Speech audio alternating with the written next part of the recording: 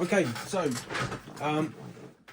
during the course of this project, I had some serious audio issues, and it was beyond my understanding and seemingly lots of other people's understanding on the Pi channel why there was a 2.5 second delay on certain files when they start, and that delay moved to other files when certain files were played. It was very strange. This interaction couldn't be seen on other people's Pis. They took my script, they took my files, they ran it on their 400, no issues whatsoever. So it kind of got me thinking, I'm just going to clean the files and start again. So I went back to source, chose some different download software to obtain the audio files, and I changed the format of the files to OGG, and it seemed to work.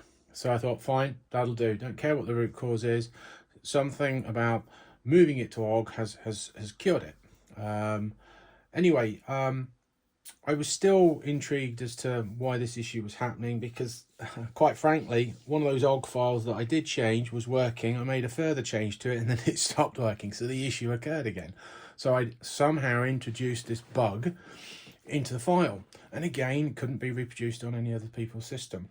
So I started asking questions about the hardware, how they were running it. Yeah, we're running it on HDMI, we're running it to a monitor, we're not using, we're using a Raspberry Pi 400, this keyboard-based one.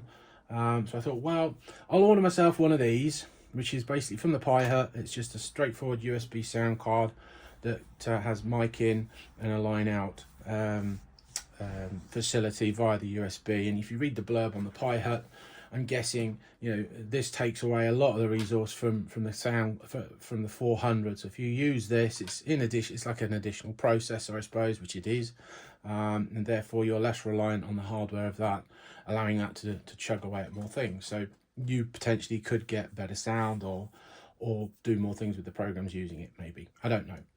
So so yeah, I thought I'd give that a try. I tried it and it worked. Okay, when I play stuff through this, I don't get the delay. When I play stuff through the HDMI, through the monitor speakers, I get the delay. So hooked up to this USB thing is this simple soundbar. Okay, it's powered also by USB through the Pi, and it's just taking the line out from this USB doofus. So I'll show you what I was experiencing when I was running it. So let me just stop that and run that. We'll start off with trigger sound. So there you go.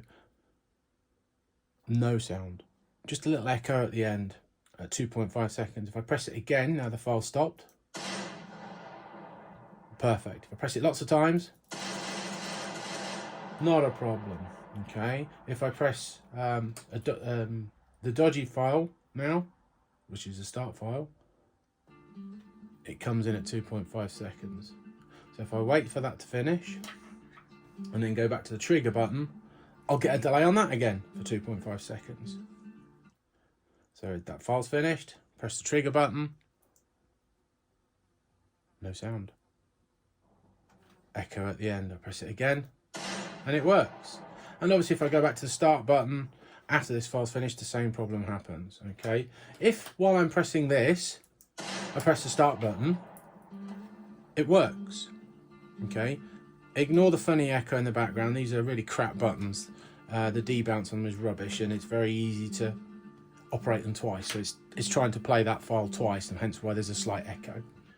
And it's obviously said end of file twice. So yeah, now obviously that was a real pain in the arse. If I did all these things like I said earlier with the OGG files, it worked. Okay, I didn't get that interaction. But then, obviously, like I said, I made a further change to those OGG files, and it reintroduced the bug. So, no magic here at all. I'm just knackered the Pi. But I'm plugging in now the soundbar, and the audio should now swap to the soundbar. So I'm going to stop, and then I'm going to run that again. I'm going to go for the trigger this time. Oh, bit loud. Turn that down.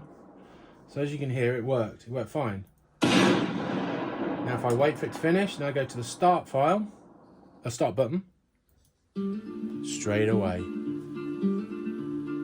Okay. And if I go back to the the trigger button again once this is finished, it'll work fine when it's finished. See, problem solved. It was, like I say, it was the interaction on this HDMI between the monitor and the Pi. There's something that doesn't work quite right. That either the monitor's trying to process the certain files with certain information. I don't know. I'd be making it up if I tried to extrapolate hard facts out of that. But yeah. So if you have audio issues and you're using a 400, I would default to a USB. Try the files again before you waste hours and hours and hours of trying to re-edit audio files.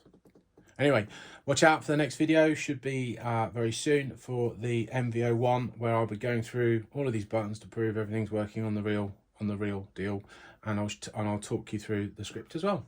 Thank you. Bye.